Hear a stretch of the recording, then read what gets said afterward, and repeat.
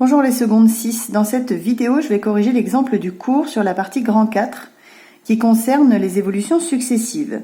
Donc là, on vous parle de la période des soldes en vous disant qu'un article a subi une baisse de 10%, puis de 20%. Et donc finalement, ça revient à multiplier par combien le prix de départ. Donc, on passe par les coefficients multiplicateurs, toujours. On n'essaie pas de faire des calculs directement sur les pourcentages. Donc, baisser une valeur de 10%, c'est la multiplier par 1 moins 10 sur 100, ce qui veut dire la multiplier par 0,9 ou 0,90. Et diminuer une valeur de 20%, c'est la multiplier par 1 moins 20 sur 100, donc par 0,8.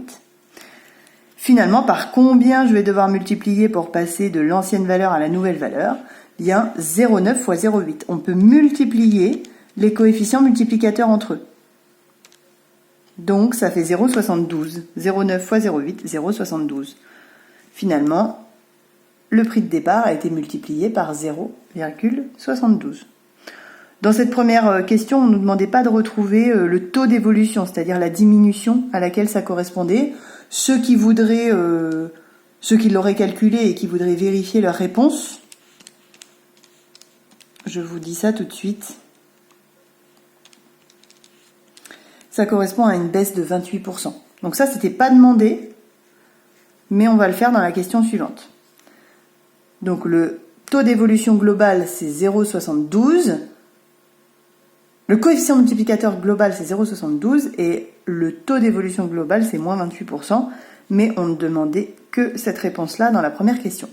Pour la deuxième question, on a multiplié le prix d'un article par 2, puis par 3. Finalement, ça veut dire qu'on l'a multiplié par 6 en tout. Vous multipliez les coefficients multiplicateurs, 2 fois 3, 6. Et on cherche à savoir finalement quelle a été l'augmentation, puisque c'est un nombre ici plus grand que 1, donc c'est forcément une augmentation. À quelle augmentation ça correspond ? Eh bien, votre coefficient multiplicateur qui est 6, votre coefficient multiplicateur global qui est 6, il correspond à 1 plus t sur 100. Et on cherche ce t, ce pourcentage d'augmentation. Donc vous pouvez faire moins 1 de chaque côté, ce qui va faire 6 moins 1, 5, égale t sur 100. Et puis après, vous faites fois 100. Ça fait t égale 500% d'augmentation. Donc multiplier une valeur par 6, c'est lui appliquer une augmentation de 500%. Voilà pour l'exemple de la partie grand 4. Bonne fin de journée à tous!